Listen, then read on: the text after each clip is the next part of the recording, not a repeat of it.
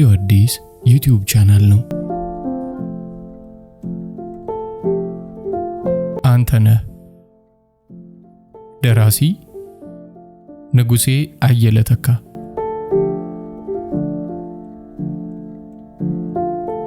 ወደ መነጋጋቱ ላይ ነው።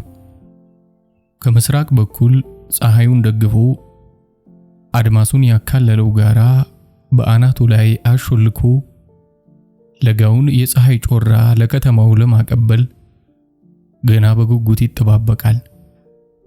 ሌሊቱን ነግሶ የቆየው ጸጥታ ቦታውን ለቀኑ ሁካታ ለመልቀቅ የሚፈልግ አይመስልም። ከወደ ደጋማው ምድር ቁልቁል የሚነፍሰው ቀዝቃዛ አየር እንደ ባለ ጉዳይ ከወዲያ ወዲህ እያለ በአቅሙ ጸጥታ ሊያደፈርስ ይጥራል። ወይ ፍንክች! ከተማይቱ እንዲሁ በጸጥታ መዳፍ ተጠፍራለች። በየማዕዘናቱ ካሉት ፋብሪካዎች ጥቁር ጭስ እየተጥመለመለ ይወጣና ድብዝዝ ባለው የጨረቃ ውጋገን ውስጥ እያለፈ ወደ ሰማይ ይበተናል። በሌሊት ፈረቃ የተመደቡት የፋብሪካ ሰራተኞች እየገፋ በመጣው ሌሊት እየተዳከሙና እንቅልፍም እየተጫጫናቸው ሲሰሩ ነፍስና ስጋቸው ይሟገታል። ለጸጥታ ጥበቃ የተሰማሩ ፖሊሶችና በየስፍራው ያሉ ዘበኞችም ቆቅ ሆነው ካሳለፉት ምሽት ተላቀው እፎይ ብለው ለመተኛት የሌሊቱን መንጋት እየተጠባበቁ በያሉበት በድካምና በእንቅልፍ ያፋሽጋሉ። ቀሪው የከተማው ነዋሪ ሕዝብ ረጭ ብሎ ተኝቷል። እንቅልፍ በየቤቱ ገብቶ በእያንዳንዱ ሕይወት ውስጥ ተንዘራፍቷል። አንዲት ነፍስ ብቻ የእንቅልፍ ክርን አረታትም። አልጋ በያዘ ስጋ ውስጥ ተወሽቃ በብርቱ ሥራ ተጠምዳለች። እንደ ፋብሪካ ሰራተኞቹና እንደ ዘበኞቹ በድካም አትንገላጀጅም። ይንጋ አይንጋ ጉዳዩ አይደለም። ብቻ ብርቱ ስራዋን ማጣደፍ። ቀስ በቀስ ከነፋሱ ሽውታ ጋር ሌሎችም ኮሽታዎች ጸጥታውን ይጋፉት ጀመር። ምሽት ግዛቱን ለቆ ሲሄድ በስፍራው የቀን ብርሃን ተተካና ለሥራ ወዲያና ወዲህ ውርውር የሚሉ ሰዎች መታየት ጀመሩ። ያቺ ነፍስ እሷን ብትሆን ፋታ በሌለው የአይምሮ ሥራ ተጠምዳ አይነጋ የለም ነጋላት። ከዋክብት በጎህ ውጋገን ተጋርደው ምሽት ከተማውን ተሰናብቶ እስኪጓዝ በትንሿ ዛኒጋባ ቤት ውስጥ ጭንቀትን አርግዛ ጭንቀትን ስታመጥ የነጋላት ነፍስ የአንተነህ ነፍስ ነበረች። አንተነህ ባሻ ውረድ። በዚያ ጥቁር ጽልመቱ ሲኮራ ሲጀነን ቆይቶ በዘበኞች እግዚኦታ ከተማውን ለቆ የሄደው ምሽት ለአንተነህ የምጥ ሌሊት ነበር። እረፍት በሌለው የሐሳብ ሥራ የሚታደርበት አይነት ብርቱ ሥራ ያውም የአይምሮ ጭንቀትን ለመናድ መላን በሐሳብ ሲገነባ መልሰው ሲያፈርሱ በድጋሚ ሲክቡ ደግሞ እንደገና የካቡትን ሲንዱ ያለ እንቅልፍ የሚታደርበት አሰልቺ የሌሊት ሥራ። አንተነህ በዚያ ዝርግ ጀርባው ታጣፊ አልጋው ላይ ተዘርግቶ ምሽቱ በሌሊት ሌሊቱ በንጋት እስኪተካና እስኪረካከብ ድረስ ለአንድ አፍታ እንኳን እንቅልፍ የሚሉት በአይኑ አልዞረም። በሐሳብ መርፌና ክር የመላ ቀንጭብጫቢዎቹን ሲሰፋና ሲያያይዝ ይሆናል ብሎ የወጠነውን በስሌት ሲጥፍና ሲቀጣጥል ያ ቀውላላ ሌሊት ቁጥር ብሎ ሳያስበው ጭልጥ አለ።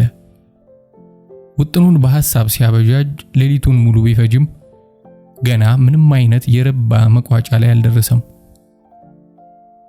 እተንጋለለበት ሆኖ ቀንም እንደ ሌሊቱ ይህንኑ ውትብትብ የሐሳብ ዝባዝንኬ በልኩ ሲያብላላ ቢውል ምርጫው ነበር።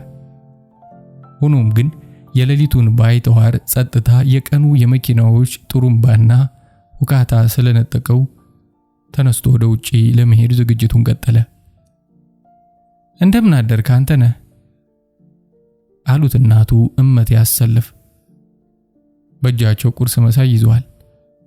ተገቢውን መልስ ሰጥቶ ጠረጴዛው ላይ የቀረበለትን ምግብ አተኩሮ እያስተዋለ ያለ ወትሯቸው ካጠገቡ ቁጭ ያሉትን የእናቱን ሁኔታ ያሰላስል ገባ። ዛሬ ደግሞ ልታወራልኝ ይሆን አለ በልቡ የሰሞኑን የመንደር ወሬ ያስታወሰ። እናቱ ከቁርስ ጋር አጣምረው ነገር ባረገዘ ሆዱ ነገር ሊጨምሩለት ሆን ብለው ማልደው እንደመጡ ተረዳ። ዛሬ አብረን ነው እንዴ ቁርስ ምን በለው? እናቱን ጠየቀ። አይደለም ልነግርህ የፈለኩት ጉዳይ ስላለ ነው እዚሁ ቁጭ ማለቴ። መቼም አንተ የሰው ነገር አትሰማ አሉና ዘወትር የአይምሮው በሽታ የነበረውን ነገር ቆስቁሰው ለዘብና ቆጣ በሚል አነጋገራቸው ያወጉት ጀመር። ያሰለፍ ነገራቸው ብርቱ ነው። እንኳንስ ቁም ነገር ጨዋታ ማይዋጥላቸው። በአቅራቢያው ቀርቶ ራቅ ካለ መንደርም በእኩይ ጠባያቸው የማያውቃቸውና በክፉ የማያነሳቸው ሰው የለም። በክፋትና በተንኮል በቅናትና በምቀኝነት በየቀየው ዘልቀው ትዳር ያፈረሱ ወንዶች ያጫረሱ ልበ እርጉም ወይዘሮ ተደርገው በሰፊው ይታማሉ። በመልክ የሚያውቋቸው የሩቅ መንደርተኞች እንኳን ስማቸውንና ባህሪያቸውን ልቅም አድርገው ያውቃሉ። እመት ያሰለፍ ሲባል የቷ ያቺ ተንኮሏ መባሉ የተለመደ የመንደሬው አነጋገር ሆኗል። ታዲያ እመት ያሰለፍ እንኳን ከባዳ ከስጋ ዘመዶቻቸው ማይስማሙ ከልጆቻቸውም ጋር ቢሆን ያው ናቸው። በተለይ ከትልቁ ልጃቸው ከአንተነህ ጋር ብርቱ ጭቅጭቅና ንዝንዝ ከጀመሩ ይሄው 2 ዓመት አልፏቸዋል። ያኔ ገና ያንተነህና የጽዮን ፍቅር በትኩስነቱ መድራት ሲጀምር የእመት ያሰለፍ ቅናትም አብሮ ጀመረ። ለራሱ ለአንተነህ እንኳን ከጽዮን ጋር ያሳለፈው የፍቅር ጊዜያት ከዳር እስከ ዳር በእናቱ ቅናት መታጀቡ ትውስ ሲለው በጣም ይገርመዋል።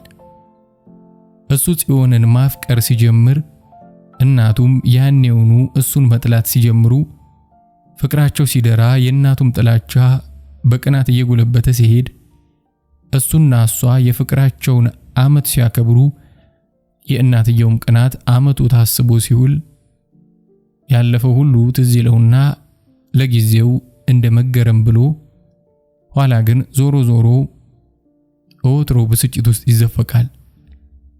ያኔ በጅምሩ ሰሞን በእናትና ልጅ አምሳል ቅናትና ፍቅር ግብግብ ገጥመው በይፋ መራኮት ላይ ሳሉ ፍቅር ጽኑነቱን ገልጾ የቅናትን ልሳን በእንቢተኝነት ከረታ ወዲህ እናትና ልጅ ተቆራርጠው ቀሩ። አይሆንም አልኩሽ፣ አይሆንም፣ ወዳታለሁ፣ አምናታለሁ፣ በጭራሽ አርቃትም። ከአምና ጀምሮ እናትና ልጅን አቆራርጦ ያስቀረ የፍቅር አማርኛ። ከዚያም ማመኑ ቅጡ እንደ ሐኪም ትእዛዝ በቀን 3 እርግማኑ፣ ስድቡ፣ የስለቱግዚዮታ፣ የመካሪው ካጋታ ያንተነህ የብዙ ወራት ባላንጣዎች ነበሩ። ምንም ይግጠመው ምንም አንተነህ ነው። ጽዮንም ጽዮን ናት። ፍቅር ደግሞ ሁለቱንም ሆኗል። እሷ ለሱ እሱ ለሷ የአንድ ነፍስ የአካል ዝንጣፌ እንደሆኑ ያህል ጥቃትን ችለው ፍቅራቸውን አደረጁት። የመንደሬው የአሉባልታ እሾህ የእናትየው የቅናት ወረንጦ እያደር ብስጭት ውስጥ ይጨምራቸው እንጂ ሊለያያቸው ግን በጭራሽ አልቻለም። አንተነህና ጽዮን ገና ከጮርቃነታቸው አፈር ፈጭተው ጭቃ ብኩተው ማደጋቸውን ድፍን መንደሩ የሚያውቀው ቢሆንም ፍቅር በሚሉት መንቻካ ሰንሰለት መተሳሰራቸው ግን ነፍስ ካወቀ ወዲህ የመጣ መሆኑን ከአንዳንዶቹ በቀር ብዙዎቹ አያውቁም። የልጅ ፍቅር ያመናቅር ይላሉ አንዳንዶቹ ሊያንኳስሷቸው ሲፈልጉ። አንዳንዶቹ መዋደዳቸውስ ደግ ነበር፣ ዳሩ ሳጅን የሰሙ ጊዜ ጉድ ይፈላል እንጂ ይላሉ። ጆሮ ለባለቤቱ ባዳ አይደል ሳጅን ገረመው አለመስማታቸው እንጂ ቢሰሙ ልጃቸውን ከቤት አስወጥተው ያባረሯት ነበር። አስተዋይነን ባዮች ሁሉ የመሰላቸውን ወሬ ሲያስኳኩ አያሌ ወራት አልፈዋል። አንተነህና ጽዮን በመጀመሪያ የፍቅር ዓመታቸው ሁሉንም ነገር በትዕግስት ችለው አሳልፈው ነበር። ዘንድሮ ግን ትዕግስት የማይችለው አስከፊ መከራ የፊተኛ አስሮ ያንገላታቸዋል። አንዱን ሲሉት አንዱ አልረታ ያለ ችግር የስጋት ሰራዊቱን አሽቆጥቁጦ የላከባቸው ዘንድሮ ነው። ዘንድሮ ከወትሮ የባሰ ቀውጢ መከራ አይኑን አፍጥቶ ከሱም ሆነ ከሷ ቤተሰብ ክፉኛ ተጭኗቸዋል። በሁለቱም ልቦና ውስጥ ስጋት፣ ሐሳብ፣ ጭንቀት ደቂቃ በደቂቃ ይላወሳል። እንዳይተኙ እንቅልፍ የሚሉ በአይናቸው እንዳይዞር። ለዚህ ነበር አንተነህ ሌሊቱን ከሐሳብ ጋር ትግል ገጥሞ ይነጋለት። ታዲያን ያህል ሌሊቱን ሲያስብ ሲያሰላስል ቢያድርም ተጨምቆ ጠብ ያለ ቁራጭ ብልሃት እንኳን ያገኝ አይመስልም። ብቻ ቢሆንም ባይሆንም አንድ ነገር ሳያዘጋጅ አልቀረም። ክፉኛ መሸበሩ ግን አሁንም ግንባሩ ላይ ይነበባል። እመት ያሰለፍ ማልደው መኝታ ክፍሉ ድረስ መጥተው ያቀረቡለት ሐሳብ ተቀባይነት አላገኘም። በግነዋል። በመለማመጥም በማስፈራራትም እንዲቀበላቸው የወተወቱት ሁለቱ በልጃቸው አሻፈረኝነት ባይነት ከንቱ ሆኖ ቀርቷል። ጽዮን አትሆንህም፣ ተዋት። ኮከባችሁ እንደማይገጥም ሁነኛው አዋቂ ነግሮኛል። ብትረሳት ነው የሚበጅህ። ኋላ ነግሬሃለሁ፣ ልብ አድርግ የሚለው እምብርት ሐሳባቸው በሰላ እንቢታ ተቆርጦ ተደምድሟል። በቃ አሻፈረኝ ማለትህ ነው? አሁን እንዲያውም ከቁጥጥራችን ውጪ ሆና አርግዛለች። ምን አርግዛለች? ከማን? ከኔው። እውነትህን ነው? እስኪ ወላዲተ አምላክም በለኝ። አንዴ ነግሬሻለሁ። እመት ያሰለፍ ስቅስቅ ብለው አለቀሱ። ዘራቸውን ረገሙት፣ መፈጠራቸውን ጠሉት። የተጸነሰውን የልጅ ልጃቸውን ሳይቀር በእናቱ በጽዮን ማህፀን ውስጥ እንዳለ ውሃ ሆኖ እንዲቀር ልሳናቸው የፈቀደውን ያህል ጮኸው ተሳሉ። ምስኪኗን ጽዮንንም ጭምር ለሞት እየተመኙ ለፈጣሪ ያሳቀሏት። ጥቂት ቆይተው እንባቸው ጎረድ፣ እልሃቸው በረድ ሲል ትንፋሻቸውን ዋጥ፣ ለቅሷቸውን ምቃረጉና አንተነህ የጽዮንን እርግዝና እንዲክድ ደጋግመው ገዘቱ። አንተነህ አሻፈረኝ ባይነቱን ጭንቅ ባለው ድምጽ ከአንደበቱ ተንፍሶ የታሸገ ፖስታ ከመኝታው ትራስ ስር አነሳና እናቱን ብቻቸውን ትቷቸው ምንጥቅ ብሎ ከቤት ወጣ። በህሊናው የምትታየው ጽዮን ናት። የጽዮን ምስል ድረስልኝ ያለው ይመስል አይኖቹ እንባ ያቀረሩ በፍጥነት የግቢውን በር ተራምዶ ወጣ። በአንተነህ ህሊና ውስጥ የምትገላበጠው ጽዮን የዛሬን ያደርገው እንጂ በልጅነቷ በትሁት ጠባይዋና በቤት ውስጥ ስራዋ በአዋቂዎች ዘንድ የተመሰገነች ወጣት ነበረች። ያኔ እንኳን በአባቷ በሳጅን ገረመው በሚያውቃት መንደርተኛ ሁሉ ነጋ ጠባ እንዳልተመረቀች ዘንድሮ አርግዛ መታየቷ የሴት ነገር ያላሰኘው የለም። በተለይ ልጅን ቀጥቶ በማሳደግ ሀገር ያመሰገናቸው ሳጅን ከጽዮን ያልጠበቁትን ነገር በማየታቸው ነፍሳቸው ሲኦል እንደወረደች ስጋቸው ሀፍረትና ውርደት እንደነካው አድርገው ቆጥረውታል። ሲመስላቸው የሰው ነገር የማይሰሙት ሳጅን ዛሬ የሰው ወሬ ረታቸው። ያኔ ምን ጎደለሽ ምን ላርግልሽ እያሉ በአባትነት ፍቅራቸው እንዳልተንከባከቧት ሁሉ ዛሬ ላይናቸው ማየት ጠልተዋታል። ለዚህ ነው መክረሚያውን ስድብ፣ ዘለፋ፣ ጥፊ፣ ቁጣ ነጋጠባ በጽዮን ላይ የሚያከናውኑት ተግባራቸው ሆኖ የሰነበተው። ሳጅን ሌላው ቀርቶ ከማን እንዳረገዘች እንኳን ሊያውቁ አለመቻላቸው ዘወትር ያበሳጫቸዋል። ከማን ነው ለሚለው ጥያቄያቸው የምትዘነዝረው መልስ አጭርና መልሶ እሳቸውን እርር ብግን የሚያደርግ ነበር። ከነፋስ የሚል ነበር የጽዮንን የዘወትርና የማይለዋወጥ መልስ። ያ ሁሉ ብስጭታቸው ውስጡን ያለቀት ተጠራቅሞ ሌሊቱን እንቅልፍ ነስቷቸው አደረ። ማልደውም አልበረደላቸውም። ጊዜው እየረፈደ ሲሄድም ያለቀት መንፈሳቸው እየተረበሸ ሰውነታቸውን ያንዘፈዝፈው ገባ። ወዲያው ጽዮን ብለው ወደ ጓዳ ተጣሩ። እጃቸው ይንቀጠቀጣል። አይናቸው ተጉረጥርጠው ጣር እንደያዘው ህመምተኛ ጣሪያውን ያማትራሉ። ጭንቀት፣ ስጋትና ብስጭት ሰላም ካጣ አይምሮ ጋር አካላቷን እየሸረሸረና ውበቷን ቀስ በቀስ እየገፈፈ ኩስምን ያደረጋት ጉብል እየተንቀጠቀጠች ልቧ በፍርሃት እየዳዳ አባቷ ወደ ጠሯት ክፍል መጣች። አይኗ እንባ ግጥም እንዳለ ነው። አንድ የጨመቀችው ወደ አባቷ ቀና ብላየች።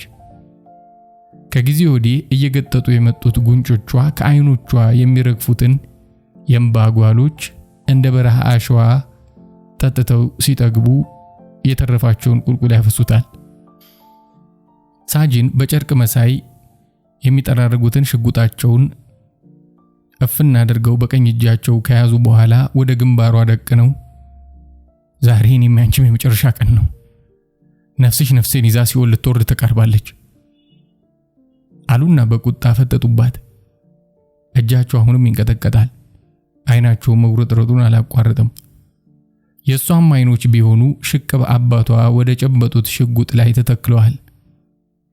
ይሁን እንጂ አይኖቹ ያለማቋረጥ በሚያመነጩት እንባ በመጋረዳቸው ሁሉም ነገር የሚታያት ድብዝዝ ብሎ ነው።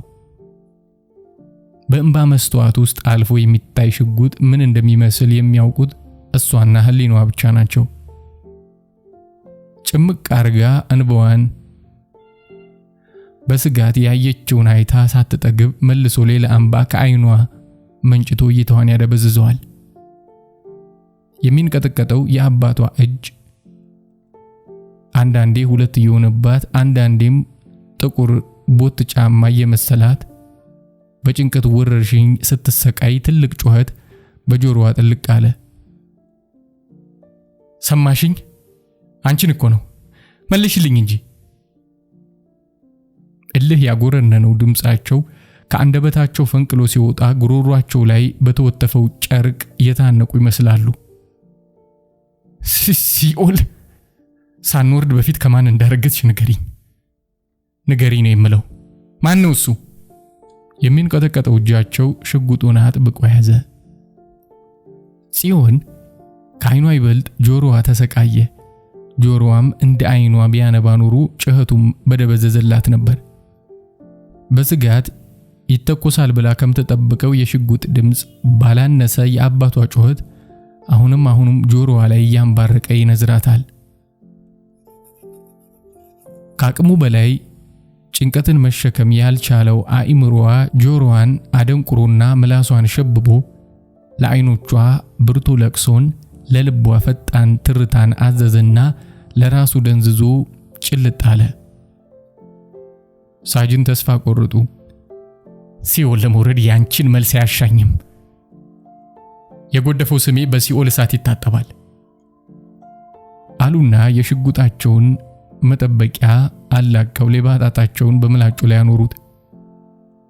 የሚንቀጠቀጠው ጣታቸው ምላጩን ለመጫን እንደገና ለመልቀቅ ደግሞ ለመጫን እየቃጣ የልባቸውን ውሳኔ ሲጠባበቅ ይቆይና ከማንም ታርግዝ ከማንም የዲቃላዋን አባት ማወቁ በሲኦል ቤት ለውጥ እንደሌለው ህሊናቸው ፈርዶ ሳትሞት የሞተችውን ህይወት ገላግለው ለመገላገል እንዳሰቡ አንድ ሰው ዘሎ ቤት ገባ።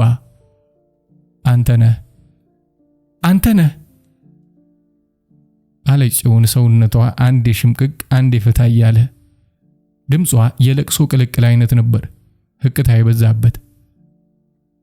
አንተነህ ኩምትር ያለ ሰውነቱ ቅንጥስ አድርጎ ሳጅን ጉልበት ላይ ወደቀ። ምንድነው ጉዳዩ? ምን ልትፈጥር መጣ? የሚጎረጠረጥ አይናቸውን ቁልቁል ወደ አንተነህ ተክለው በጥያቄ ተቆጡት። ይማሩኝ ሳጅን፣ ይቅር ይበሉኝ። ነፍስ ካወቀ ወዲህ እንባ ነዝረው የማያውቁት የአንተነህ አይኖች ለመጀመሪያ ጊዜ ስቅስቅ ብለው አለቀሱ። ጽዮንም ከአንተነህ ጎን አባቷ እግር ላይ ወደቀች። የሷም አይኖች ቢሆኑ እንባ የማመንጨት ተግባራቸውን ይበልጥ በትጋት ተያያዙት። ሳጅን ቆሙበት ደንዝዘው ቀሩ።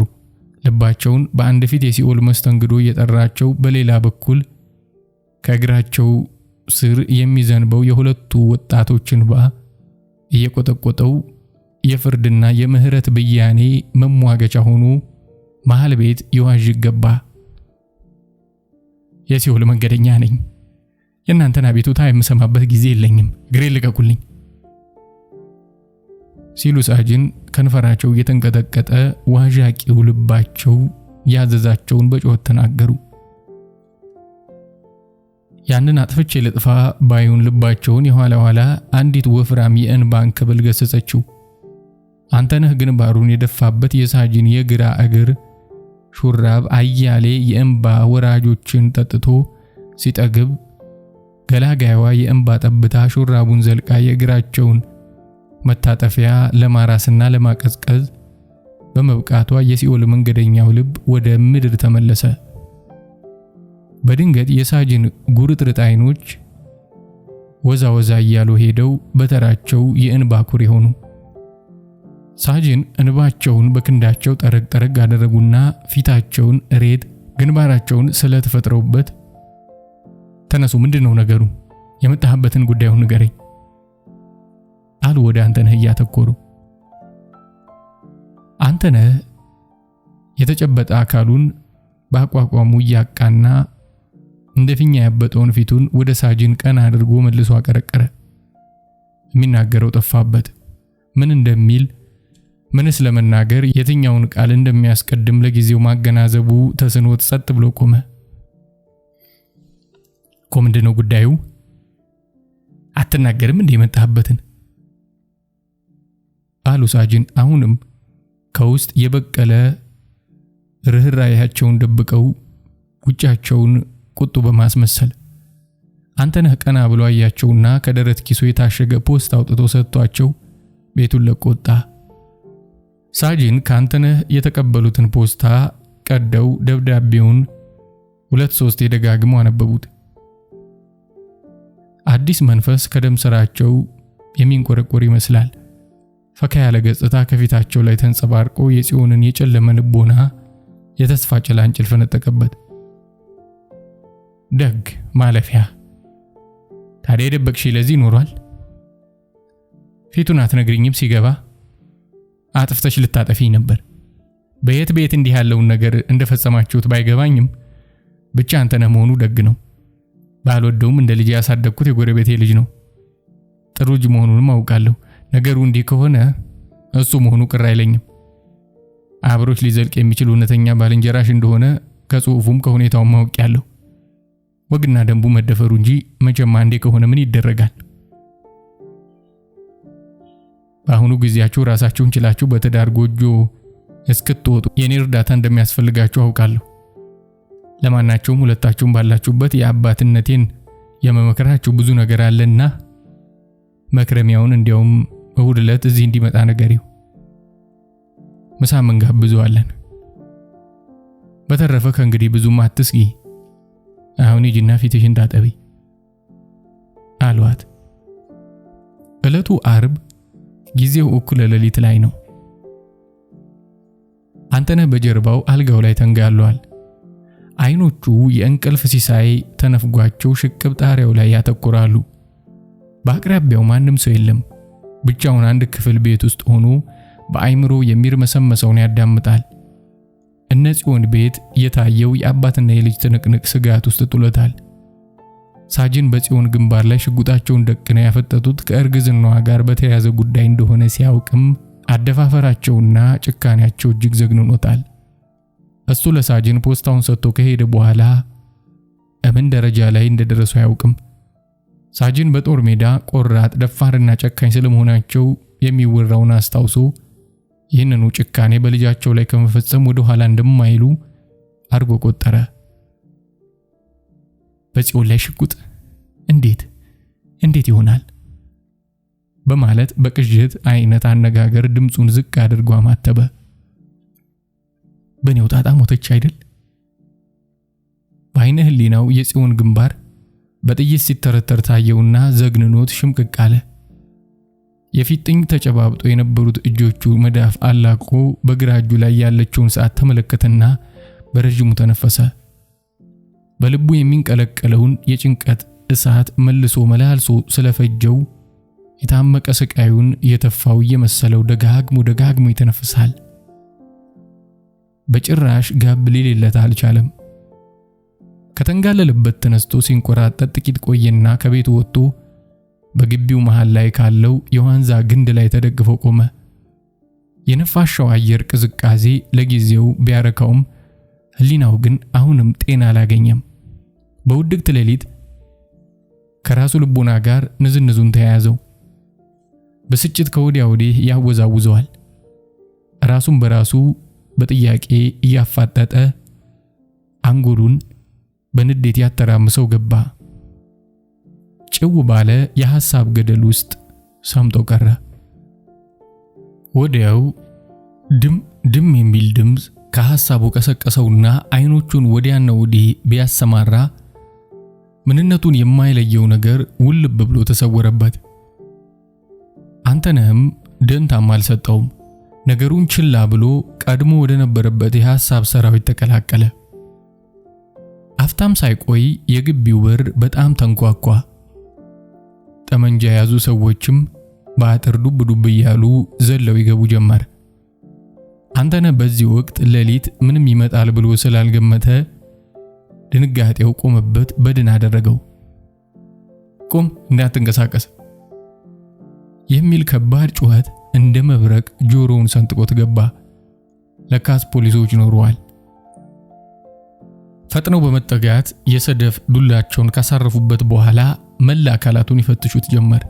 ነገር ግን ምንም አላገኙበትም። አንተ እሱን እዚህ ጠብቀው፣ ለሌሎቻችሁ ግቢውን ፈትሹ አለ ከፖሊሶቹ አንዱ። ወዲያው በየጉራንጉሩ ግቢው ይታሰስ ገባ። ብዙም ሳይቆይ ከማድ ቤቱ አጠገብ ካለው አጥር ስር በጆንያ የተጠቀለሉ ልዩ ልዩ የመለዋወጫ ዕቃዎች ተገኙ። ይኸውና ተገኝቷል። መደበቁ ነበር አለ በጆንያ የተሞሉትን ዕቃዎች ያገኘው ወታደር። ግርግሩ ከእንቅልፍ የቀሰቀሳቸው እመት ያሰለፍ ልጃቸውንና ተያዘ የተባለውን ዕቃ ከፖሊሶቹ ጋር ሲመለከቱ ነገሩ እንደ ህልም ሆነባቸው።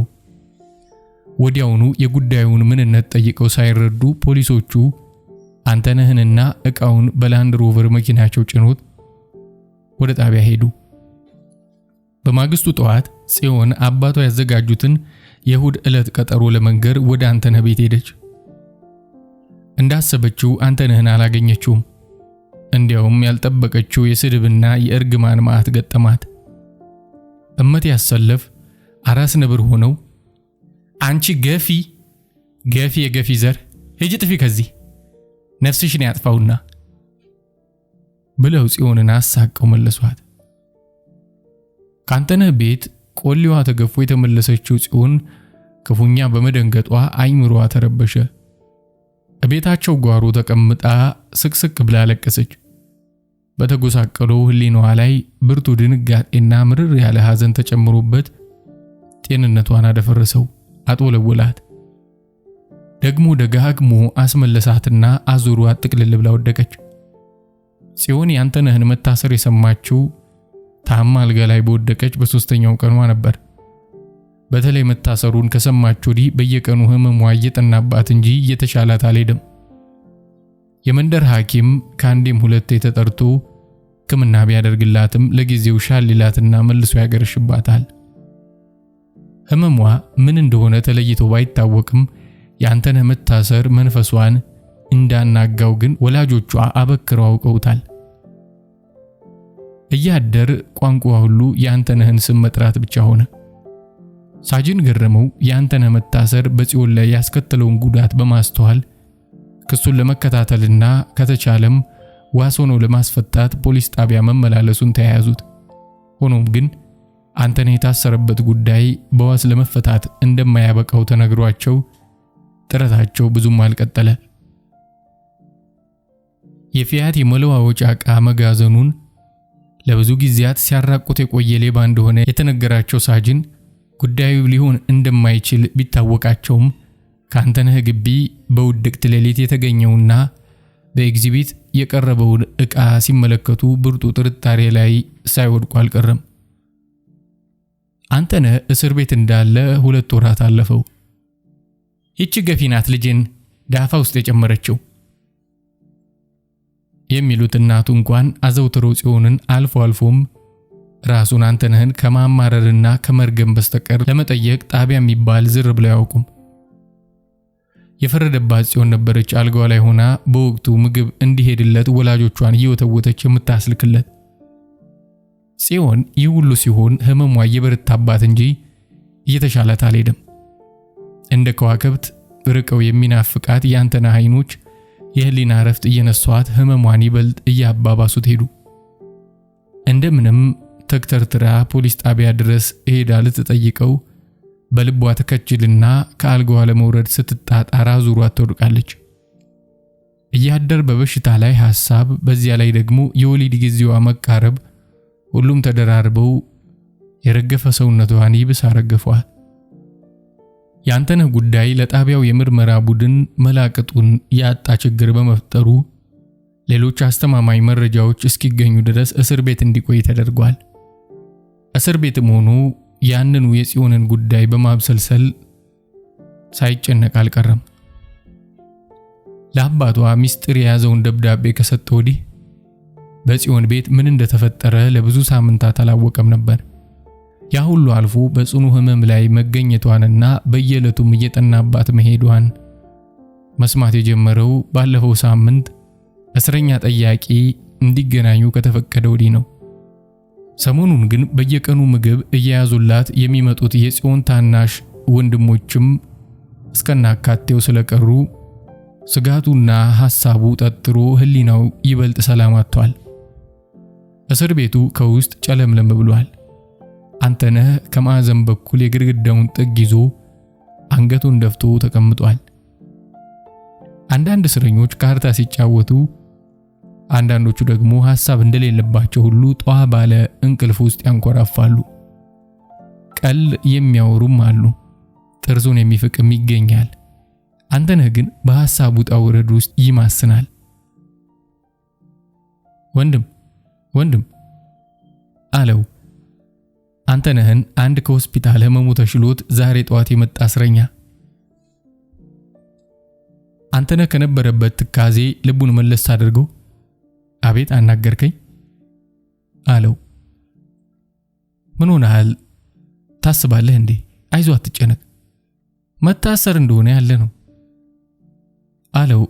ግመምተኛው እስረኛ ሊያጽናናው ትከሻውን መታ መታ እያደረገው አይ እንደው ዝም ብዬ ነው ባጭሩ መለሰለት። ታዲያ ለምን ዝም ትላለህ? እንጫወት እንጂ ካልተጫወቱ እኮ እስር ቤት ውስጥ ጊዜው አይሄድም አለና ወዲያው ከተል አድርጎ ደግሞ ምን ተዋወቅ፣ እኔ ሸመታው እባላለሁ፣ አንተስ? አንተነህ። ገመምተኛው እስረኛ የጠየቀውን ሁሉ ፈጽሞ ተመልሶ ሊያቀረቅር ሲከጅለው የኔን ስም ሰምተህ አታውቅም? ስሜን ድፍን ከተማው ያውቀዋል። መቼም ይሄ ሙያ ያላስተዋወቀኝ ሰው የለም አለ ሸመታው ኩምትር ያለ ፊቱን ፈካ አድርጎት። ምንድነው ሙያ? አንተነህ ጠየቀው። ሌብነት ነው። እንዴት ስሜን እንኳን አልሰማህም? በእርግጥ ስምህን እዚህ ጣቢያ ከመጣው ፖሊሶች እያደነቁ ስለሰራሃቸው ስራዎች ሲያወሩ ሰምቻለሁ። አንተ መሆንን ግን በጭራሽ አላወቅኩም ነበር። አዎ በሌብነት ብዙ ታሪክ አለኝ አለና የፈጸማቸውን የስርቆት ስራዎች እንደ ጀብዱ ለማውራት ደረቱን ኮራ። ጮልጮል አይኖችን ፈካ አደረገ። በዚህ ከተማ ያልሰረኩት ቱጃር የለም። በተለይ ከቱጃር መስረቅ ቀላል ነው። ብዙ ጊዜ የሚያስቸግሩኝ የመንግስት መስሪያ ቤቶች፣ ድርጅቶች ብቻ ናቸው። ብዙ ጊዜ ታስሬ ስፈታ አንድም ቀን እንኳን ከቱጃር ስሰርቅ የተያዝኩበት አጋጣሚ የለም ብሎ ወሬውን በሰፊው ለመተረክ አቀማመጡን አሳመረ። አንተነህ በዚህ አይነቱ ጨዋታ ቢገፋበትም በመጠኑ የሚያዝናናው መስሎ ስለታየው የሸመታውን ወሬ በጥሞና ይከታተል ጀመር። ሸመታው በለቢነት ስምሪቱ ውስጥ ካጋጠሙት ድንቅ ሁኔታዎች መካከል ጥቂቶቹን እየመረጠ ሲያወራለት ቆይቶ የአንተነህን ልብ ክፉኛ ያስደነገጠውን የመለዋወጫ ዕቃ ስርቆት ታሪክ ጀመረለት። ብዙ ነው፣ ግን ምን የሌባ ነገር መያዝ በሚገባው ሳይዝ በቀላል ነገር ነው ፖሊሶች እጅ የሚገባው። አንዴት እዚህ ይለኛል እንደለመድኩት ከፊያት መጋዘን ደህና ዋጋ ያላቸው የመኪና መለዋወጫ ዕቃዎችን በጆንያ አግበስብሼ እንደወጣው ያላሰብኩት የእነዚህ ፖሊሶች ላንድ ሮቨር በፊቴ ድቅን ማለት ሲል አንተነህ አይኑን አፍጥጦ ከተቀመጠበት ሊነሳ ምንም አልቀረውም። ወዲያው መጨረሻውን ለመስማት እንደምንም ራሱን ተቆጣጠረና እሺ ከዚያስ እንዴት አመለጥክ አለው ለወሬው አድናቆት ያለው በመምሰል። ከዚያማ ምን ቁጡ ዕቃዬን እንዳልጥል አጓጓኝ። እንዳለ ተሸክሜ ፊት ለፊቴ ባሉት መንደሮች ውስጥ ሸመጠጥኩ። ላንድ ሮቨሯ ወደ እኔ እስክትጠመዘዝ ርቄ ሄጄ ነበር። ግን ምን ያደርጋል ዞር ስል ግዴ ስር ደርሳለች። ወለም ዘለም ሳልል ፊት ለፊቴ ካለው የሰው ግቢ ዕቃውን ከነጆንያ ወረወርኩትና እኔም ተንጠልጥዬ ዘልዬ ገባሁ። ይገርማል በዚያው ውድቅት ሌሊት ግቢው ውስጥ አንድ ሰውዬ ዛፍ ተደግፎ ቆሞ ጸሎት ነው መሰለኝ አቀርቅሩ ይደግማል። እሱን ሰውዬ ብታየው እኮ መቼም እሱ ያልጸደቀ በዚች ምድር ላይ ማንም ሰው አይጸድቅም። ብቻ እሱን ሳየው አሁንስ አለቀልኝ አልኩና ዕቃዬን እዛው ትቼ ወደ ሌላ ግቢ ስዘል ይኸው ግንቡ ላይ የተተከለው ጠርሙስ ከስካሽ የቆረጠኝ እስካሁን ጠባሳው አለ። ጦሴን ይዞት ይሄድ። ከድሮም እኔ ያን ሰፈር አልወደውም። ለምን አትወደውም? መጥፎ የነፍጠኛ ሰፈር ነው። በተለይ አንድ የመጥፎ ደራሽ ፖሊስ ጡረተኛ አሉ። አንዴ በጨለማ ሽጉጥ መዘውብኝ አምልጫለሁ። እርጉም ሰውዬ። እኔ ስለሳቸው ብዙ ሰምቻለሁ። ሳጅን ማን ነበር ስማቸው? ሳጅን ገረመው። አዎ ታውቃቸዋለህ? የተረገሙ ሰውዬ። እንዲያውም ትላንትና ሆስፒታል ውስጥ ሲያለቅሱ አይቻቸዋለሁ። ሰው ሞቶባቸው ነው መሰለኝ። የዚያ ሰፈር ጡረተኛ አንድ አልቀረም ግልብጥ ብሎ መጥቷል። የሞተው ሰው ማን እንደሆነ ታውቃለህ? እኔ እንጃ፣ ሰውም ሲያወራ አልሰማሁ። ለራሴ ጠባቂ ፖሊስ መፈናፈኛ አልሰጠኝ። በመስኮት ነው ሲለቀስ ከሩቅ ያየሁት። መቼም ያው የሳቸው ቤተሰብ ወይም የቅርብ ዘመድ መሆን አለበት የሞተው። አረሳቸውም ይዟቸው በሄደ። ንዴት፣ ስጋትና ጭንቀት በላዩ እየጨመረበት የመጣው አንተነህ ዘሎ በሁለት እጆቹ ሸመታውን አነቀው። ሰውዬ ጤነኛም አይደለ እንዴ? አረ ልቀቀኝ። ያንተ መዘዝ ነው ለዚህ ሁሉ። እኔ ምን አጥፍቼ? ዋላ አንድ ነገር ብሆን እንዳፋ እንዳልሆንብህ። ሳጅን ገረመው። አለቀሱ አልከኝ? ጽዮን ሞታለች ማለት ነው። የቷ ናት ጽዮን? አንተነህ እልህ ይተናነቀዋል። በዚያው ድቅት ሌሊት የሰደፍ ዱላ የቀመሰበት ተይዞ የታሰረበት ምስጢር ሁሉ ወለል ብሎ በአይኑ ላይ አረፈ። በመታሰሩ ምክንያት ሳያስታምማት ሳይደግፋትና እንደወትሮ አይዞሽ ሳይላት ቀርቶ በብስጭትና አስታማሚ ባጣ በሽታ ምስኪኗ ጽዮን እንደሞተችም ህሊናውን ለመረዳት ችሏል። ከሶስት የሐዘን ምሽቶች በኋላ በአራተኛው ቀን ላይ አንተነህ ከእስር ቤት ተፈቶ ወደ ቤቱ ሲያመራ በምድር ላይ የቀረው አንድም ዘመድና አፍቃሪ እንደሌለው እየተሰማው ነበር። ለምን ወደ ቤቱ እንደሚሄድ አያውቅም። የሚጓጓለት ሰው የሚናፍቀው ዘመድ የለውም። ለሱ ዓለሙም ዘመዱም አጫዋቹም መጽናኛውም ጽዮን ነበረች። እሷ ደግሞ ሳትሰናበተው ብቻውን ጥላው ለሞት ተሸንፋለች። ጽዮን ታማ አንዲት ቀን እንኳን ሳይጠይቃትና ሳያጫውታት በሩቅ እንደናፈቀችው ሕይወቷ ማለፉን ደግሞ ደጋግሞ ያስታውስና መንገድ ላይ እንዳለ እንባው ግጥም ይላል። ወዲያው ደግሞ እናቱ ማቲያስ ሰለፍ የጽዮን መሞት ምን ያህል እንደሚያስደስታቸው ይገምትና በተራው እሳቸውን ለክፉ ያሳቅላል። ሐዘን ያጠላበት ወጣት ጭር ባለ ቀትር መንደሩን አቋርጦ መኖሪያ ግቢው እስኪገባ የሚያውቀው አንድም ሰው አልገጠመውም። ግቢው ወለል ብሎ እንደተከፈተ በሩን ተራመደና ፈንጠር ብላ ከጥግ ወደምትገኘው ዛኒጋባ ቤት አመራ። በቤቷ ውስጥ ምንም ነገር የለም።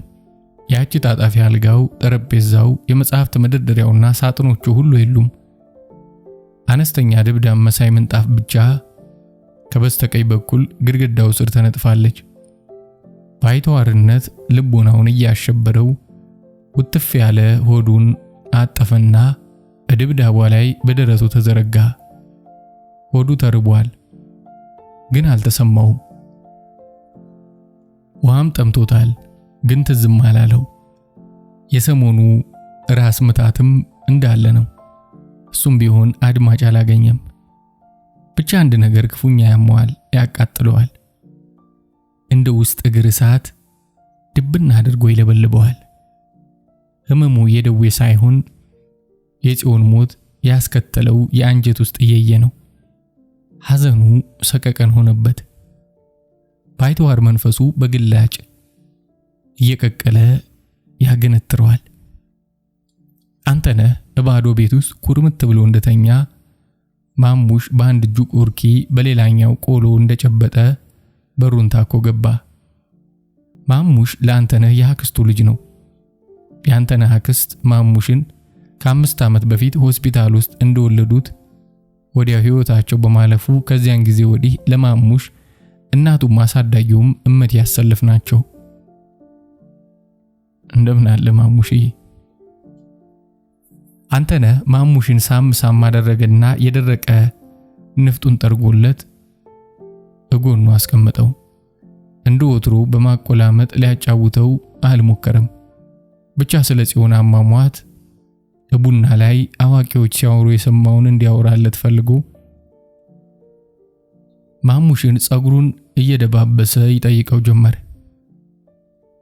ማሙሽዬ ጽዮን መቼ ነው የሞተችው? ትልቁ ቤት ነበረች ከነቴቴ ጋር። አንተነህ በልቡ የልጅ ነገር፣ ልጆች ወሬ ማምታታት ልማዳቸው ነው አለና ወዲያው ደግሞ ነገሩ ከንክኖት አልሞተችም እንዴ ማሙሽዬ ሲል ጠየቀው። ሞተች አለ ማሙሽ። መቼ ሞተች? ትላንትና ከትላንትና ወዲያ። ምን ሆና? መኪና ገጭቷት። ማሙሽ ወዲያው አጭር ፊቱን ሰብሰብ አፉን ከፈት አደረገና ቆሎ የጨበጠ መዳፉን በቀኝ አይኑ ላይ ደግፎ እያለ በማልቀስ ካንተነህ እጅ አፈትልኮ ከቤት ወጣ። ለአንተነህ ነገሩ ሁሉ ግራ ሆነበት። ማሙሽ ምን ነካ? አለች የአንተነህ ታናሽ እህት ከትልቁ ቤት ወጣ ወደ ማሙሽ እየሄደች። እማዬ። ማሙሽ ለቅሶውን ቀጠለ። አይዞ ትመጣለች። እቅፍ አርጋ ባበለችው። መቼ? ማሙሽ ህቅ እያለው ጠየቀ። አሁን ትመጣለች። ይዛው ወደ ትልቁ ቤት ገባች። አንተነህ ከእናቱ ጋር ለመገናኘት አልፈለገም። የእመት ያሰለፍ ነገር ቁርጦለታል። የሱና የጽዮን ፍቅር መቅኗቶ ለአሳዛኝ ፍጻሜ የበቃው በእመት ያሰለፍ ክፉ ቀልብ እንደሆነ ስላመነ በህይወቱ የመጨረሻ ጠላቱ አድርጎ ጠልቷቸዋል። ታስሮ አንዲት ቀን እንኳን ሳይጠይቁት መቅረታቸው የጥላቸው አንዱ ምንጭ ነው። በረጅሙ ተንፍሶ ከተኛበት ተነሳና ትንሿን ቤት ለቆ ወጣ። አሁንም ግቢው ጭር እንዳለ ቢሆንም ከትልቁ ቤት ግን በርካታ ሰዎች ሲያወሩ ተሰማው። ወሬ ወዳድ እናቱ እንደ ልማዳቸው ጎረቤት ጠርተው ቡና በመጠጣት ላይ እንዳሉ አወቀ። ለእናቱም ለግቢውም ባደረበት ጥላቻ ወደ ትልቁ ቤት ፊቱን መለስ ሲያደርግ የዋንዛውን ዛፍ አልፎ ግቢውን ለቆ ወጣ። ከፊት ለፊቱ ራቅ ብሎ የነጽዮን ግቢ ይታየዋል። ያኔ ጽዮንን በፈለገ ቁጥር ዙሪያውን የሚያንዣብብበት ግቢ ዛሬ እሷ አፈር ብትገባ ጥፋ ከዚህ ብሎ የሚያባረረው መሰለው። ስለአሟሟቷ ማንን አግኝቶ ማንን እንደሚጠይቅ አያውቅም። ብቻ ታማ ሞተች ከሚል የተለየ መልስ እንደማያገኝ ልቡ ያውቃል።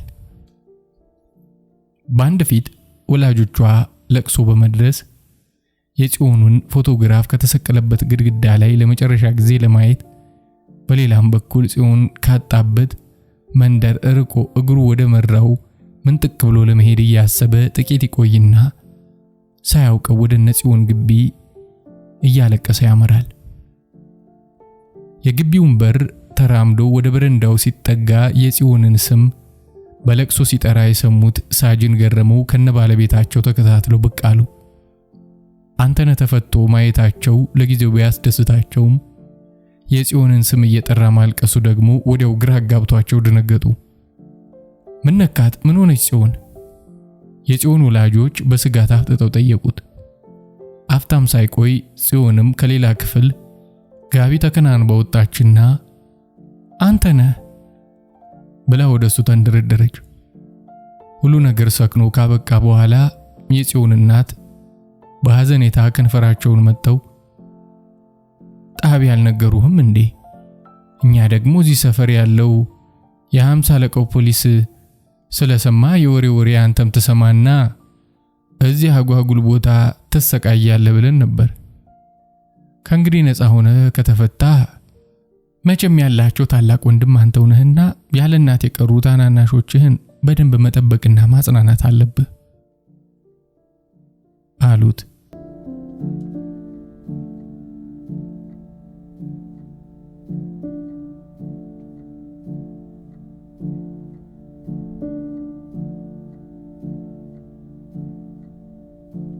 ሁለተኛው ትረካ የጉለሌው ሰካራም። ደራሲ ተመስገን ገብሬ 1940 ዓመተ ምህረት።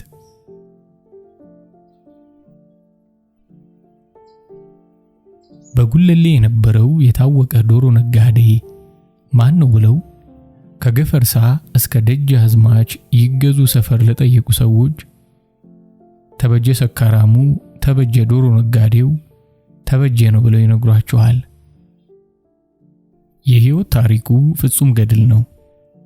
ጢም ያለው ሽማግሌ ሰው ነው። የራሱን ጠጉር ውሃ ወይም መቀስ ነክቶት አያውቅም። ማለዳ አይናገርም። በጠርሙስ የከመረውን ከጠጣ በኋላ ማታ ሲራገም ወይም ሲሳደብ ሲፎክርም ወይም ሲያቀራራ ድምፁ ከፈረንጅ ውሻ ድምፅ ይወፍራል። ቢያውቀውም ባያውቀውም ካገኘው ሁሉ ጋራ ማታ ይስቃል። ቢያውቀውም ባያውቀውም የሰላምታው አይነት እንደ ወታደር ወይም እንደ ሲቪል ቢሆን ለርሱ እንደተመቸው ነው። ከሰላምታው ጋር ድምፅ ተሰማላችሁ። ካፉ ከሚወጣው ግን አንድ ቃል መለየት አትችሉም። ቡን በተፈላ ጊዜ በጉለሌ በየምድጃው ስር የሰካራም ተረት በየተጫወተ ሰው ሁሉ የተናገረ በተበጀ ላይ ነው። መልኩን አይተውት ያላወቁ ባልቴቶች እንኳን ከፍንጃል ቡን ፉት እያሉ የሌላውን ሰካራም ተረት በተበጀ ላይ ይላክኩ ነበር። ይህ እውነት ነበር። በጠባዩ ከተባለለት የባሰ ሰካራም ይሁን ወይም የተሻለ የጉለሌ ባህር ዛፍ ውስጥ ወጥቶ እንደ አዲስ እንግዳ ሰው ሆኖ ለአዲስ አበባ ታይቷል። ከዱሮው የእንጨት ጉምሩክ አጠገብ ወደ ምስራቅ ሲል ካለው ወንዝ ማዶ ድልድዩን ወደ ምስራቅ ተሻግሮ መጀመሪያ የሚገኘው አነስተኛ ሳር ክዳን ቤት የተበጀ ቤት ማለት ያ ነው። በዚያው በቤቱ በዚያው በጉለሌ በሰፈሩ ኖረ። እንጨቱን ተሸክሞ አፈሩን ቆፍሮ ቤቱን የሰራው እርሱ ነው። ዋጋ ከፍሎ አስከድኖታል። ተበጀን ኩራት ተሰማው። ቆይቶ ደግሞ አይኖቹ እንባ አዘሉ። በጉንጩም የእንባ ዘለላ ወረደ። በግራ እጁ መዳፍ ከጉንጩ የተንከባለለውን እንባ ጨፈለቀው። አይኖቹ እንባ ያፈሰሱ ለራሱ ጎጆ ስላለው ነው። ሊነገር በማይቻል ደስታ ልቡ ተለውሷል። ዝናብ ያባረራቸውም ከቤቱ ጥግ ሊጠለሉ ይችላሉ። ቤት እግዚአብሔር ነውና ወጀብ እንዳያገኛቸው ከቤት ውስጥ ዝናቡ እስኪያባራ ይቆያሉ። ተበጀን ቤት ይባረክ ሊሉት ነው። እንግዲህ መንገደኛው ሁሉ ይሄ ማን ነው ቤት ብሎ ሲጠይቅ የተበጀ ሊባል ነው አለ። ቀጥሎ ደግሞ ተበጀ የትኛው ነው ሲባል ዶሮ ነጋዴው ሊባል ነው አለ። ዶሮ ነጋዴው የትኛው ነው ሲባል ያ የጉለሌው ሰካራም ሊባል ነው። አይኔ ተበጀ ተበለሻሽቻለሁ አለና ደነገጠ። ከዚህ በኋላ ስለ ቤቱ ክብር እንኳን መጠጥ መተው ይገባኛል አለ። መጠጥ ለመተው ያሰበበት የመጀመሪያ ጊዜው ይሄ ነው። ሰካራምነት ጉዳት መሆኑ ተሰምቶት እንደሆነ ይናገር። ስለ ቤት ክብር ማለቱ ግን ወደ ዳር ይቆይ። ስለ ቤት ክብር ምን ያውቃል? ዶሮ ነጋዴው ተበጀ ሰካራሙ ተበጀ አይደለምን? ሰካራሙ ተበጀ የሰራውን የገዛ ቤቱን ከፍቶ ገበና ኩራዙን አስቀምጦ ክብሪቱን ለመጫር ሲያወጣ በሐሳብ ተሰቅዞ እንደዚህ አሰበ። መምረጥ አለብኝ። ከዚህ ቤት ያለው መጠጥ ሁሉ አንድ ሳይቀር እየወጣ ይፍሰስ። ከዚህ በኋላ ክብሪቱም ኩራዙም በቤት ይደር። በአዲሱም ቤት ብርሃን ይዞርበት፣ አለዚያ በአዲሱ ቤት መጠጥ ይዞርበት። ኩራዝና ክብሪቱ ከቤት ይውጣና ይፍሰስ። ሊደረግ የሚገባ ከሁለቱ አንዱ ነው እንጂ በሰካራሙ ተበጀ ቤት መጠጥና እሳት በአንድነት ይቺ ውሸት አለና ሳቀ። ከሁለቱ አንዱን ለማድረግ ሳይቆርጥ መብራቱን አቀጣጠልና ተቀመጠ። እንደገና ደግሞ እንደዚህ አሰበ። አያድርገውና ዛሬ ሰክሬ ይሄ ቤት ቢቃጠልብኝ አመዱን አይቶ በሰካራሙ ተበጀ ላይ ለመሳለቅ ድፍን ጉለሌ ነገ ከዚህ ነው የሚቆም። ጉለሌ ምን ባለኝ? ወሬ ከማውካት በቀር ጉለሌ ምን ስራ አለው? ለአዲስ አበባም የ6 ወር መሳቂያ በሆንኩ ነበር። መንገድ ኃላፊዎችም ነገ በዚህ ሲያልፉ አመዱን አይተው ይህ የተቃጠለው ቤት የማን ነበር ሲሉ የተበጀ ሊባል ነው። በሰካራሙ ተበጀ ቤት መጠጥና እሳት በአንድነት ይቺ ውሸት። ወደ ውጪ እንደ እርም ወርውሮት የነበረውን የመጠጥ ጠርሙስ ሁሉ በጨለማው ዳብሶ አንድ በአንድ ለቃቀማቸው። አንዱን ግን ቀና አደረገና ከአፍንጫው አስጠግቶ አሸተተው። በጠርሙሱ ቅርጽ የመጠጡን አይነት አወቀው። ውስኪ ነበርና ስለዚህ ነው ሰው እንዳይሰማ ቀስ ብሎ ይሳቀ። የጠርሙሱን ግማሽ ከጠጣ በኋላ ግን በአፉ ቡሽ ቢወትፍበት ለሳቁ መጠን የለውም። ጉለሌ ተኝቷልና ከዚሁ ከባህር ዛፍ ስር ቁጭ ብዬ በጠጣ የሚታዘበኝ የለም አለና አሰበ። እውነቱን ነው፣ ጉለሌስ ተኝቶ ነበር። ነገር ግን አሁን እርሱ ጠጥቶ የሰከረ እንደሆነ ጉለሌ ሊቀሰቅሰው ነው። እርሱ ከጠጣ በጉለሌ ማን ይተኛል? ጠርሙሱን ከከፈተው በኋላ ብርጭቆ ያስፈልገው እንደነበር ትዝ አለው። 3 የሚሆን ደህና ጉንጭ ጠርሙሱን ከአፉ አስጠግቶ ጨለጠ። ከዚያ በኋላ የሚጠጣበት ብርጭቆ ሊያመጣ አሰበ። ከዚያ በኋላ ደግሞ በ3 ጉንጭ ምን ያህል ጠርሙሱን እንዳጎደለው ለማወቅ ጠርሙሱን ቆና አድርጎ በጨረቃዋ ተመለከተ። ግማሹን ያህል ሰርጉጆአለሁ አለና በሳቅ ፈነዳ። ለዚህ ብርጭቆ ማምጣት አያሻኝም እያለ ጠርሙሱን አንቦጫቦጨው። በቀኝ ክንዱ መሬቱን ተርክዞ የቀረውን ጅው አድርጎ ወደ ውስጥ ወረወረው። ባዶውን ጠርሙስ ደግሞ በእጁ እየጠነቆለ አንተን ደግሞ ለአንድ ዶሮ ለውጬ ሙያ ሲዛለሁ። የዊስኪ ቅርፊቱም ዋጋ አለው አይጣልም አለ። እንዲሁ ሲጠጣ ሌሊቱን አጋመሰው። ቀጥሎ ከእግሩ በታች የወደቀውን ጠርሙስ እየቆጠረ ይህ ሁሉ እንደጠጣሁት አላምንምና በጉለሌ አፍርሳት አይደረግልኝ እነናቄ እነተሰማ አጎቴም ይጠጣሉ አለ። የጠርሙሱ ሁሉ መጠጥ እስኪያልቅ ድረስ ከዚያው ከዛፉ ስር ተቀምጦ ያን ጠንካራ ትንባሆውን ከአፉ አለየውም። በሳቀ ጊዜ ብቻ መልሶ ዝም እስኪል ድረስ መጠጡ ወይም ትንባሆ ከአፉ ያቋርጣል። የመጠጥና የትንባሆ ጊዜው ተበጀ ይሄ ነው። ማለዳ በቀዘቀዘ ውሃ ታጠበ። ቋንጣም እንቁላልም ጠበሰና በዳቦ በላ። የጦም ቀን ነበር። ለአባ ተክለ አረጋይ አልናገርምና ነፍሴ ሆይ ግድ የለም አለ። የነፍስ አባቱን ማለቱ ነው። ምናልባት በአመት እንኳን አንድ ጊዜ ጠይቋቸው ወይም ጠይቀውት አያውቁም። እርሱንም አያደርሰውም፣ እርሳቸውንም ከባታቸው አይወጡም።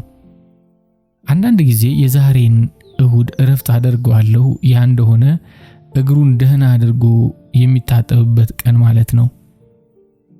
ደክሞት ነበርና ደህና እንቅልፍ ተኝቶ ነበር። ዝናቡን፣ ነጎድጓዱን፣ ጎርፉን፣ ውሃ ሙላቱን አልሰማም። አንዳች ነገር ሰማ። ዘፈንና እልልታ የሰማ መሰለው። ትላንት ከጠጣው መጠጥ ኃይል መሰለውና ይህ እብደት ነው እንጂ ስካር አይደለም አለና ተመልሶ ተኛ። እንደገና አዳመጠ። የእርዳታ ጥሪ ጩኸት ሰማ። ካልጋው ዘሎ ከወረደ በኋላ ቤቱን ለመዝጋት ጊዜ አላገኘም። በትልቁ ወንዝ ዙሪያ ቆመው ይጮሁ የነበሩ ሰዎች የውሃው ሙላት የሸጎሌን ገረድ እንደጠለፋት ነገሩት። ጎርፉ የወሰደው ሸጎሌን ራሱን ቢሆን ወይም የሸጎሌን ገረድ ለተበጀ ማዕረግ ምኑም አይደለም። ገረዲቱን እናንተ በመጨረሻ ያያችኋት ወዴት ነው ብሎ ጠየቀና እየጠለቀ በዋና ይፈልግ ጀመር።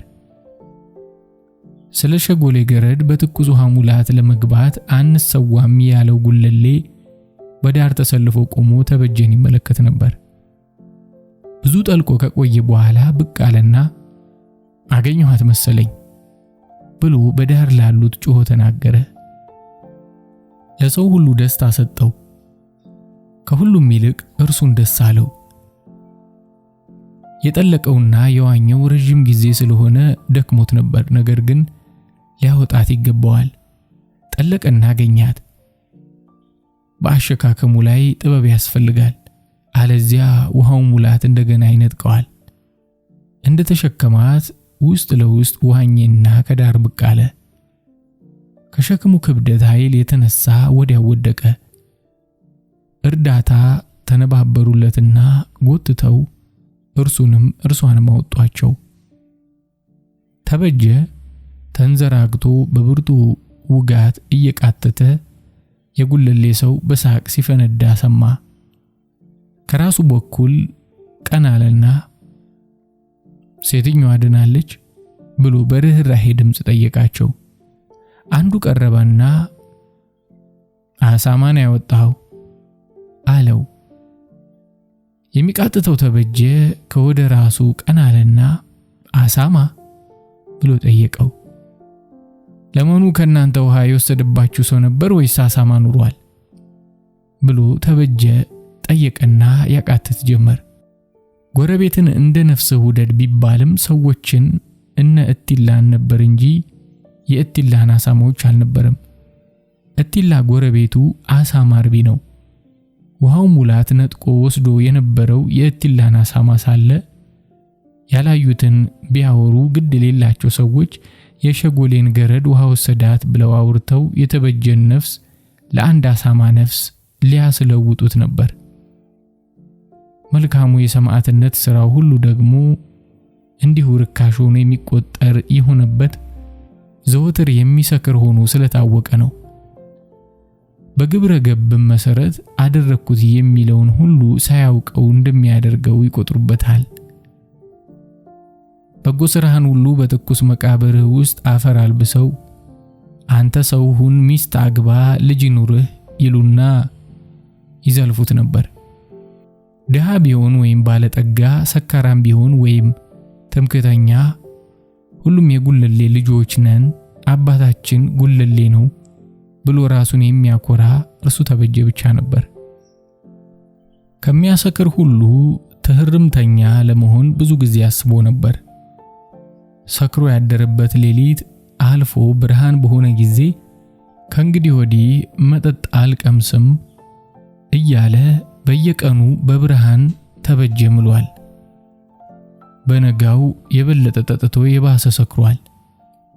ለመስከር ይጠጣል፣ ደስ ያለው እንዲመስል ይጠጣል፣ ብስጭቱን የሚረሳ መስሎት ይጠጣል። ይሄ ነው ተበጀ። ይህን መስከርህን ካልተውክ ለአንተ ነፍስ አባት አልሆንህም ብለው የመጀመሪያ ንስሐ አባቱ ብዙ ከመከሩት በኋላ መንፈሳዊ ልጅነቱን ከእርግማን ጋር አስወግደውታል። ገረዶቹም ለእርሱ ተቀጥሮ መስራትን ከውርደት ቆጥረውት እየነቀፉት ሄደዋል። መጠጥ ካልተው አናገባህም ብለው በየጊዜው ለጋብቻ ጠይቋቸው የነበሩ በቁመናው አሰናብተውታል። በሰንበቴም በማህበርተኛም ለመሆን የጠየቃቸው የነፍሱን ሳይቀር ንቀውታል። ይህ ሁሉ በእርሱ ዘንድ ከኢምንት አይቆጠርም። ያሉትን ቢሉ እርሱ ምን ቸገረው? ገንዘብ እኮ አለው፣ ገንዘቡም ጥሬ ብር ነው። ባለጠጋ ነው። መስከርም የባለጠጎች ነው። ትህርምተኛ መሆን የድሆች ነው።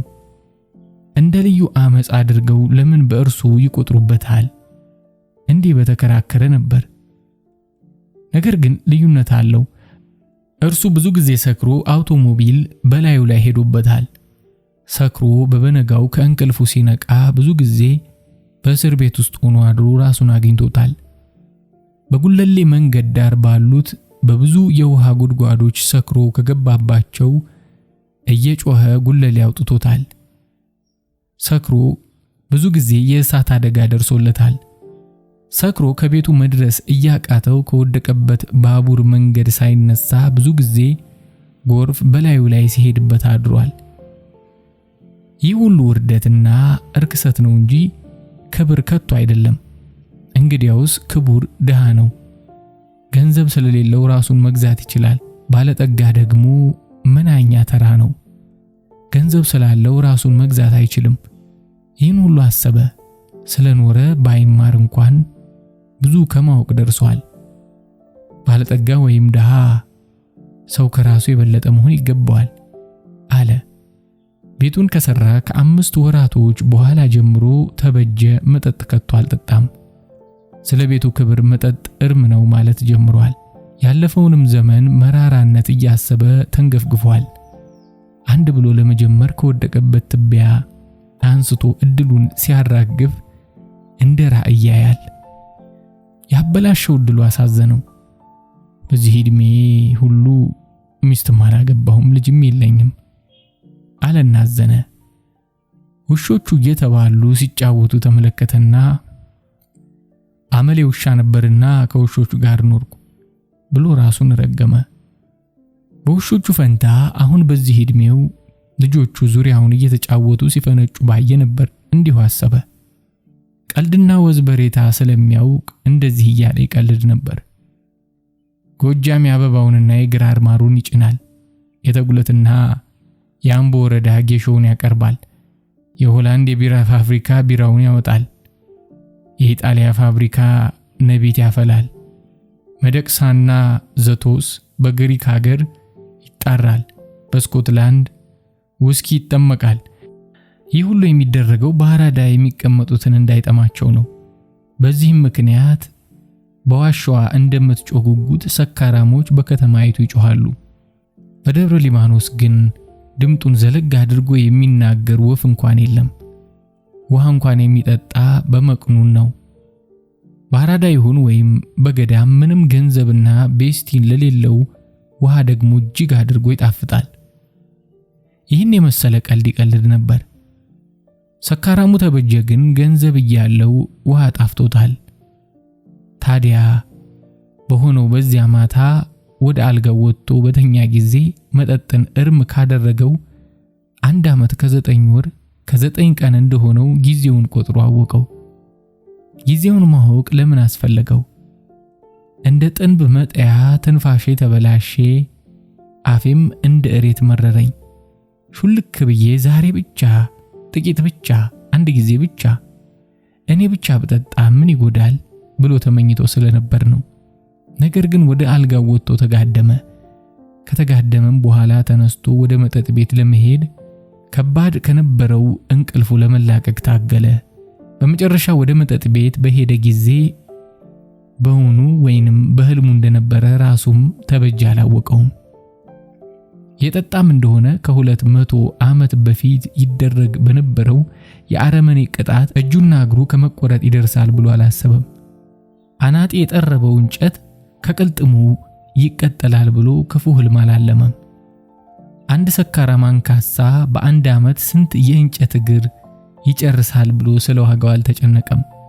ደህና ምቾት ያለው አንካሳ ለመሆንም ገንዘብ ያስፈልጋል። አንካሳው ሰው ሰካራም እንደሆነ በእንጨት እግሩ በሰላም ጊዜ ይሄድበታል። በውህት ጊዜ ደግሞ ይማታበታል። ሲማታም ይሰበራል። ሲሰበርም ሌላ የእንጨት እግር መግዛት ያስፈልገዋል።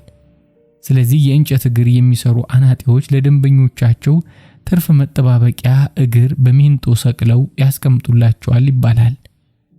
ተበጀን እንደዚህ ያለ ሕይወት አያጋጥመውም። በበቀለች አምባዬ መጠጥ ቤት ደረጃውን ተራምዶ ተበጀ በገባ ጊዜ የጥንት ወዳጆቹ ሰካሮች በእቅፉ ላይ ተባበሩ። እንደ ተወደደ መሪ በጫንቃቸው ላይ ተሸክመው እየተቀበሉት በእልልታ ጮኹ። ከመጠጥ ቤቱ ጠፍቶ የነበረው ተመልሷልና በሰካሮች ሁሉ ዘንድ ደስታ ሆነ። እንኳን በደህና ገባ። የመጠጥ ጠርሙሶቹን እንደ ዘንባባ ይዘው ተቀበሉት። ቁማርተኛው ያረጀ ግሪክ እየሳለ ተናገረ። ሁሉም በደስታ ይጮሁ ስለነበር አንድም የሰማው የለም። ረስቶት የነበረው መጠጥ ጣዕሙን ገና ሳያውቀው ገና ከጫንቃው ሳይወርድ በጩኸቱም በመጠጡም ተበጀ ሰከረ። ከጫንቃቸው ወደ ቁልቁል ጣሉት። የሕፃንነት ዘመን አልፏልና ራስህን ችለህ መሄድ ይገባሃል አሉት። ሰማህ? አቅም አንሶ መሄድ አቅቶሃል። እንደ ኩብኩባ እየዘለልክ መሄድ ትችል እንደሆነ ምርኩዜ ይሄውልህ ብሎ አንካሳው በየነ አቀበለው። ምርኩዙን ለመያዝና ለመጨበጥ እጁን ሲዘርር በግንባሩ ከመሬት ላይ ተደፋ። እንደወደቀም ሳለ እስኪነቃ ድረስ በመካከሉ ስንት ሰዓት አልፎ እንደነበር ለማስታወስ አልቻለም። የመጠጥ ቤቱ ቤት እመቤት ጊዜ አልፏልና ከውጭ ጣሉትና ቤቱን ዝጉት ብላ አዘዘች። ወደ ቤቱ የተመለሰ መስሎት ሄደ።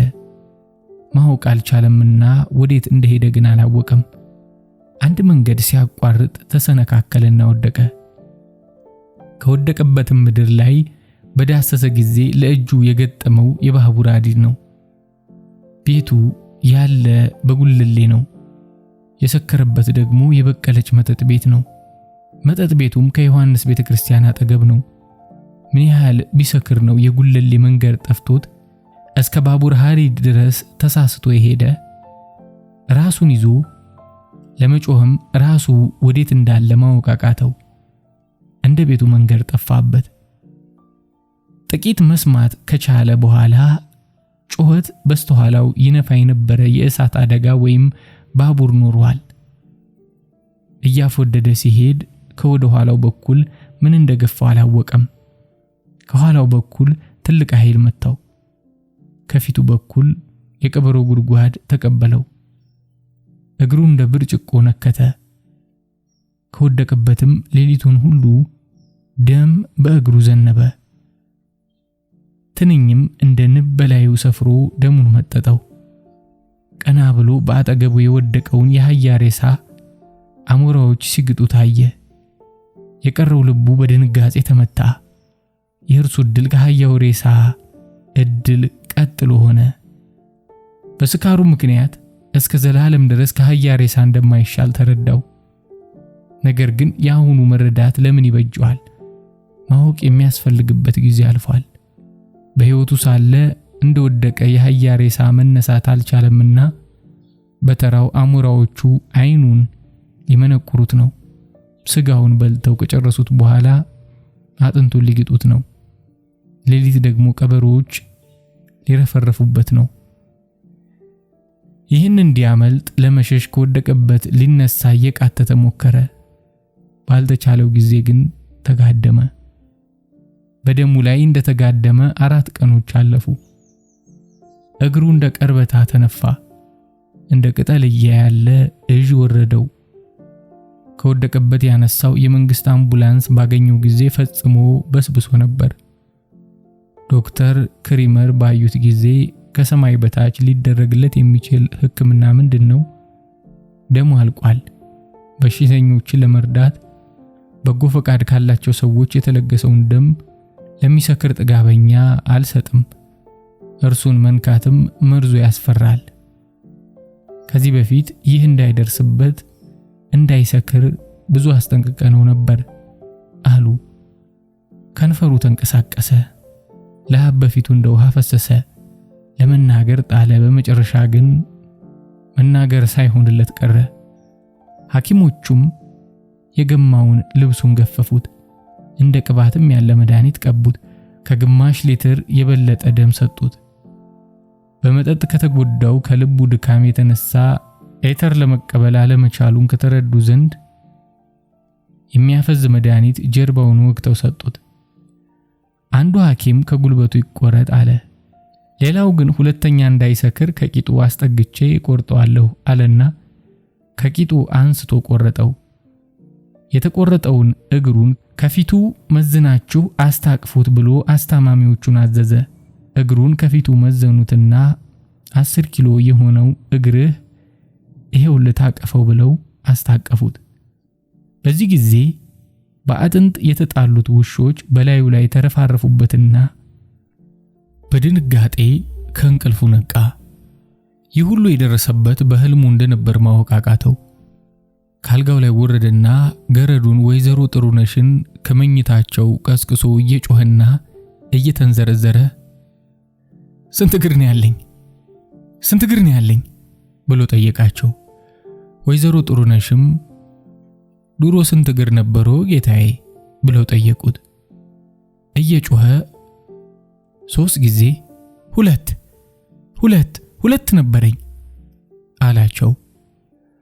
3 ጊዜ 2 6 ማለት ነው። ልጆችን ያሳደገች ላም ከ4 እግር የበለጠ አልነበራትም። ስለዚህ እርሶም እግሮች 4 ናቸው አሉት። የምሬን የምጠይቀው አለና ጮሆ ተንዘረዘረ። በእርግጥ 2 እግሮች አሉት ጌታ አሉት። ተበጀ እግሩን አጎንብሶ ለመሳም ሞከረና ራቀው። ወደ ሰማይ እያየ መጠጥ ማለት ለኔ ሞት ማለት ነው አለ። ጊዜውም ሌሊት ነበር። እንደዚህ የማሉበት ሌሊት ያልፋል ብለው ወይዘሮ ጥሩነሽ መለሱለት።